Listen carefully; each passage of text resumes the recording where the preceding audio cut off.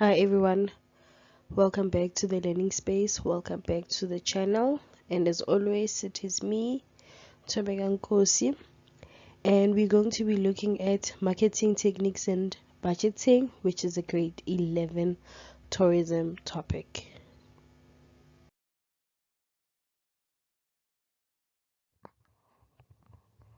Promotional and advertising techniques. Tourism is a very competitive industry. There are many businesses in competition with one another for the same customers, right? So you can think about it. How many hotels do we have in the country? We have different types of accommodations. You have your five-star hotels, you have your backpackers hotels, you have your bed and breakfast. We now even have your Airbnbs. How many accommodations? Restaurants. We have a lot types of restaurants, as well as attractions. So this means that the business owner has to try and make his or her business stand out from the crowd, right? So you have to try and be different so that we can recognize you. There are different promotional and advertising techniques that are designed to provide customers with the information that they need to make a choice between the different products offered. So also with your advertising, you need to ensure that your information about your business, your operations is out there, so that we as the customers, we have the information necessary for us to be able to make decisions.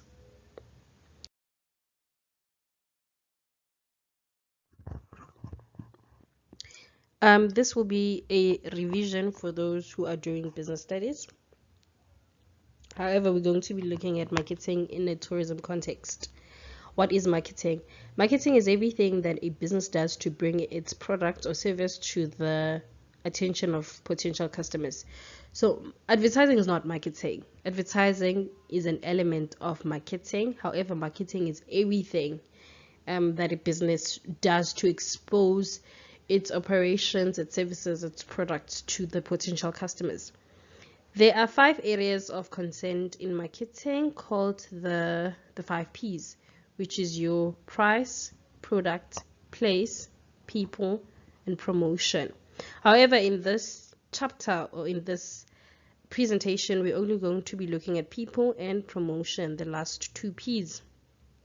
There are different advertising methods that a business can use to promote their products and services. We have the above the line as well as the below the line, right? Of which we are going to be talking about in the next slide.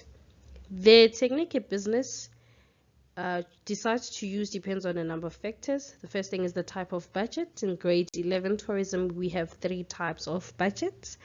The size, the monetary value of their budget. So this is the money that is allocated to marketing. The target audience is also going to affect which technique are you using, right? As well as the legal issues.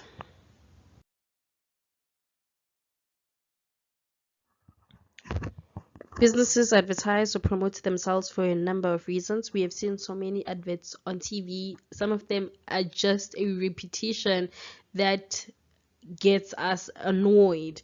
There's a reason why they do this.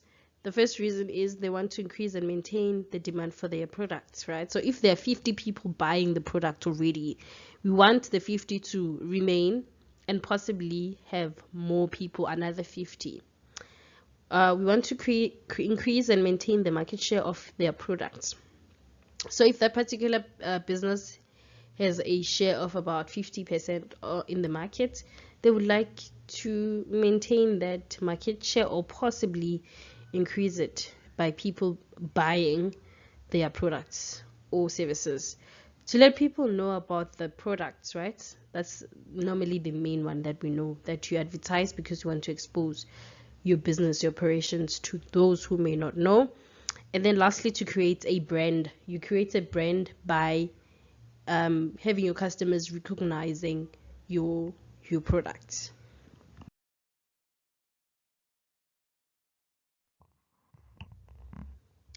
Above the line promotional techniques. Above the line promotional techniques generally use mass media. These techniques are not very personal and they're designed to reach many people as possible with the minimum amount of cost. Right, so when we're talking about mass media, um, they just want to reach a lot of people at once. And then the minimum amount of cost, I'm not so sure about it, because the first one is the television. Television is very expensive. It's very expensive to advertise on TV, and also it depends on the time your advert is airing. Right, so there's a different amount when it airs early hours in the morning, and also when it is the prime time evening, whereby it could go over 100K. That's not minimum amount, but also it depends on the type of business. If your business is well branded and it's successful, then television is for you. We have radio, cinema. For those of us who have been to a cinema before the movie plays, there's hundreds and hundreds of adverts there. Newspaper, printed material, it can be anything, pamphlets, the internet, as well as electronic marketing. Those are all examples of above the line promotional techniques.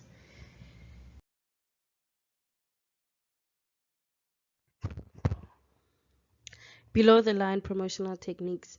Below the line advertising methods are more personal than the above the line.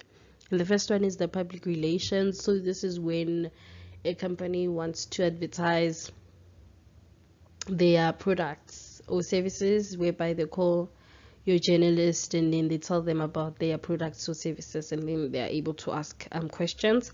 And then we can have your sales promotion. So this one, it's the 50% off on an item, or buy one get one free.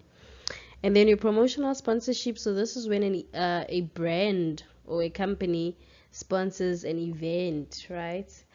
And then personal selling. So this is whereby you go house to house, you sell your product. So you go to the mall and then you put your stand there, so that your customers, your potential customers, can come and interact with you.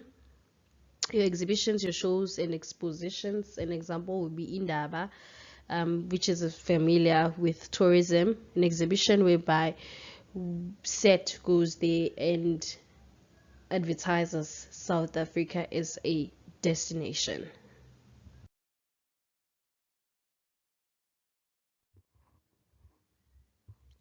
Match the type of promotion or advertising to the potential customer. If a business sells a product or a service, it is important to remember that people buy things for the three main reasons. The first one is to satisfy a basic need, right? So you buy shoes because you don't have any shoes. You buy clothes for that reason. It's a basic need. You buy food because you just want to be full. That's the first reason. The second reason is to solve problems. You buy a microwave because you're solving a problem of heating food. You buy a washing machine because you're solving the problem of doing laundry by your hands. And then also the last reason is to make themselves feel good, right? So this is more of the luxury type, or the wants, as we would identify them in EMS grade 8, grade 7. So you buy a perfume because you want to feel good, right? You buy an expensive phone for that reason.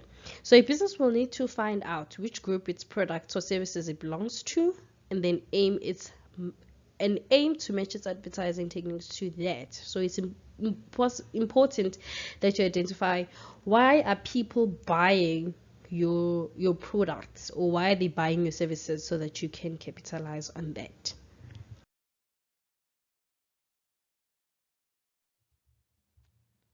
How to define a target market. So your target market is the group of people that you are aiming to sell your products to or services.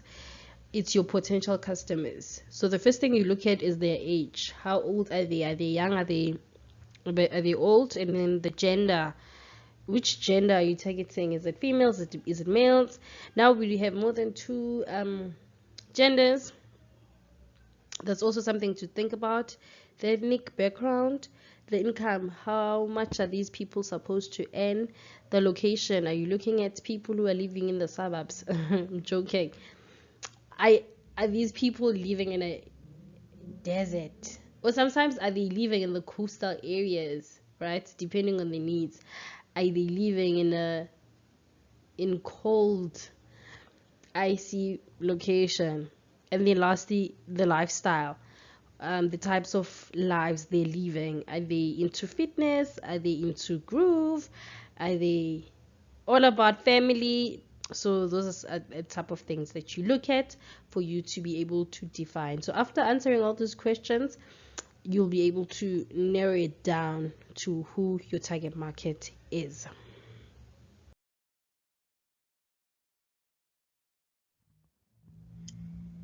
Types of market research. So there comes a time whereby as in business you have to go out there and conduct market research. So this is to check whether people are still interested in your product, or maybe you want to introduce a new product, so you want to see you want to get the responses from your customers. So you can do your market research by conducting interviews, so it can be face-to-face interviews or telephonic interviews, and then you can also do surveys. So this is a research method used to collect data from a predefined group of respondents to gain information and insights into the various topics of interest. You can also go about doing your questionnaires, right? So your questionnaires can be either closed or open questions, right? And then also it depends whether you want to give the questionnaires personally, hard copies, or you want to do them electronically.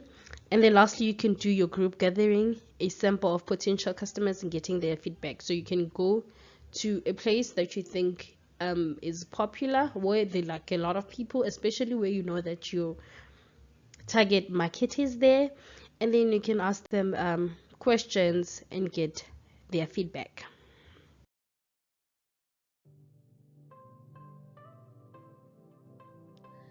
I hope you have enjoyed this presentation as much as I have enjoyed doing it for you guys. I hope you have learned something new, or maybe it was a much needed revision.